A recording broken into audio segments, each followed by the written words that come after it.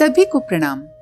आज के इस वीडियो में हम जानेंगे प्राणायाम संबंधी जानकारी के बारे में, जो प्राणायाम करने वाले हर व्यक्ति को पता होना चाहिए। जैसे प्राणायाम क्या है, उसके लाभ क्या है, प्राणायाम किस स्थान पर करना चाहिए, किस ऋतु में कौन सा प्राणायाम करना चाहिए, व कौन सी ऋतु में किस प्राणायाम को करना वर्जित है, किस आसन में बैठकर प्राणायाम करना चाहिए, भोजन कैसा होना चाहिए, प्राणायाम के बाद कितना विश्राम करना चाहिए आदि।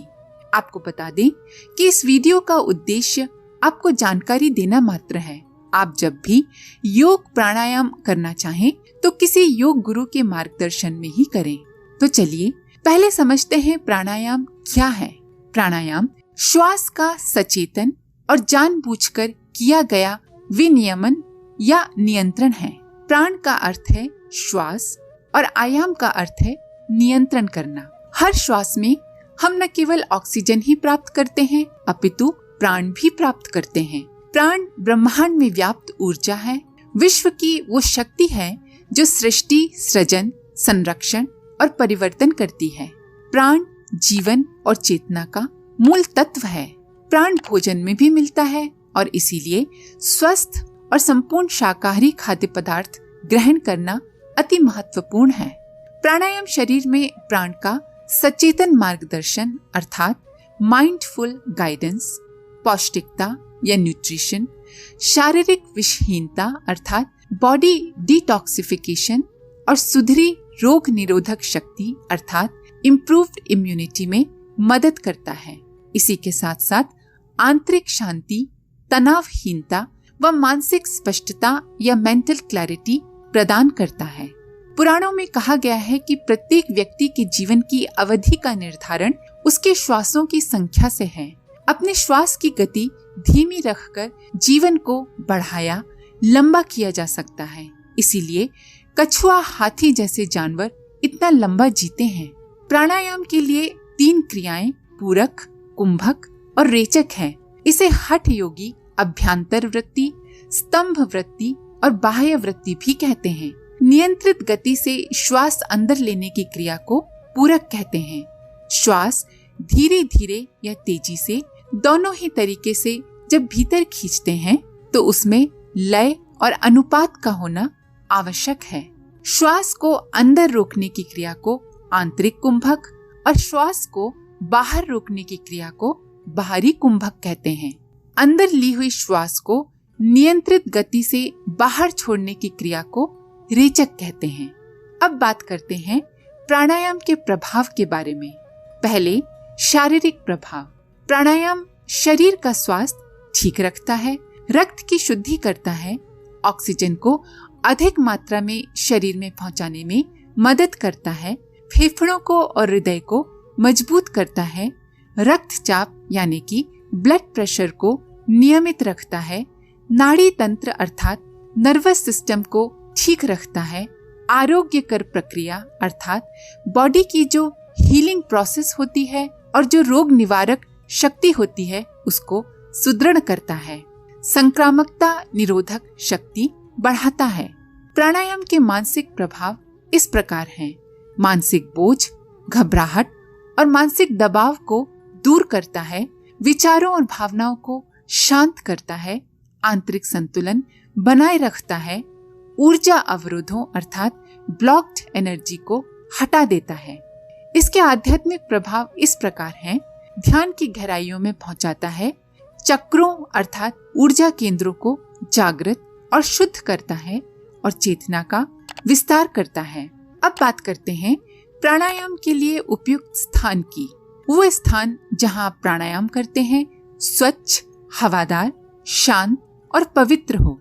वैसे तो प्राकृतिक स्थान, नदी, सरोवर का तट, पहाड़ आदि उत्तम है, पर ये स्थान सबको सुलभ नहीं हो सकते। अतः स्वच्छ हवादार कमरे या छत पर भी काम चलाया जा सकता है।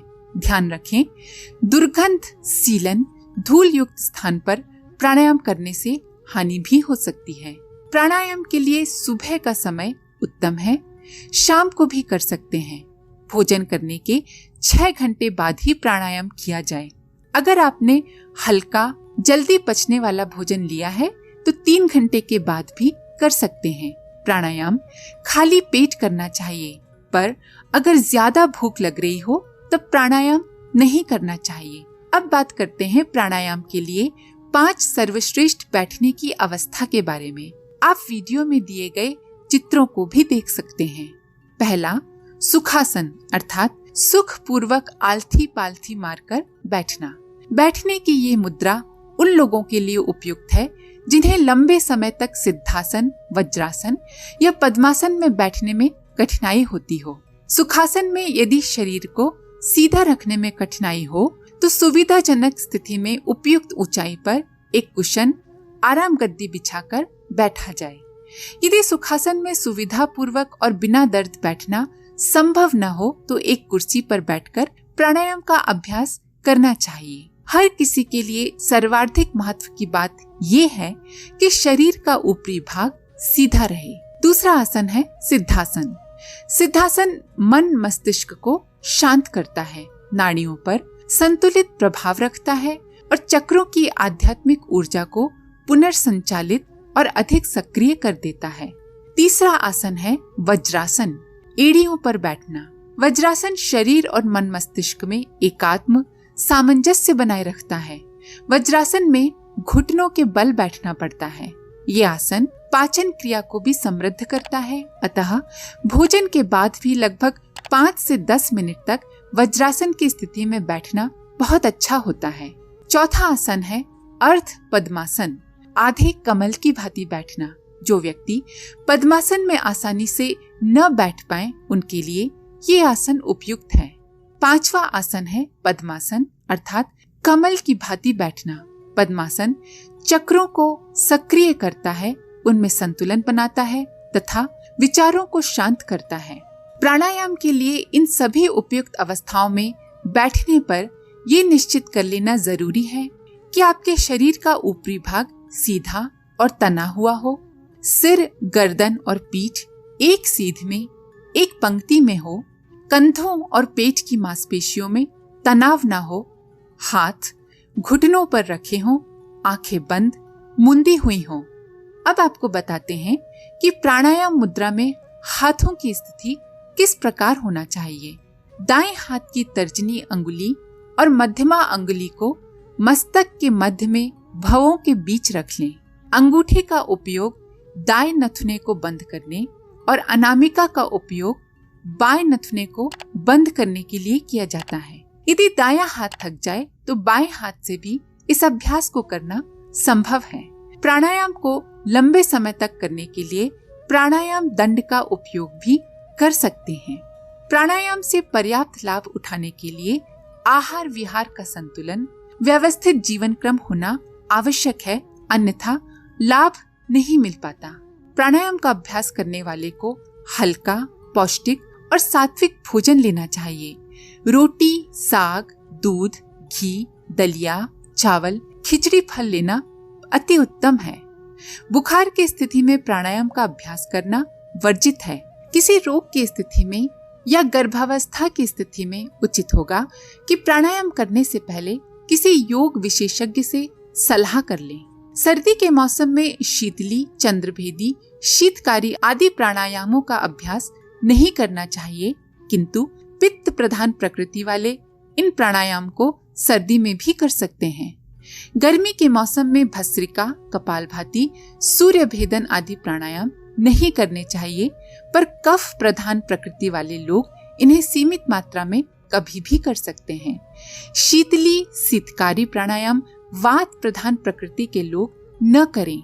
मन की एकाग्रता के लिए तथा चित्त की चंचलता, विक्षिप्त अवस्था को दूर करने के लिए भ्रामरी, उज्जाई, शीतली, शीतकारी आदि प्राणायाम करना हितकारी रहता है। ब्रह्मचर्य के पालन का विशेष ध्यान रखना आवश्यक है।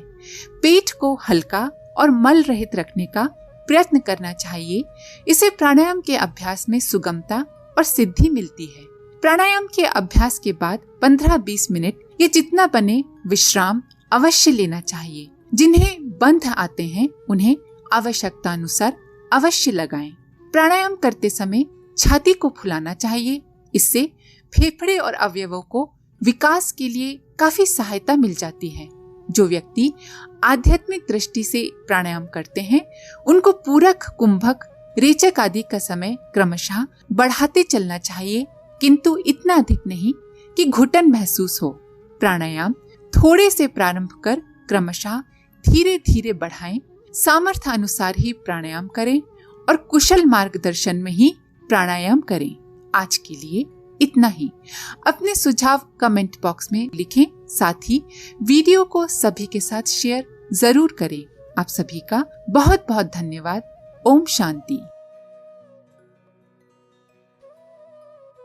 हमारे YouTube चैनल को सब्सक्राइब करें और बेल आइकन को दबाकर ऑल पर क्लिक करें ताकि आने वाले सभी वीडियोस की नोटिफिकेशन आपको मिलती रहे।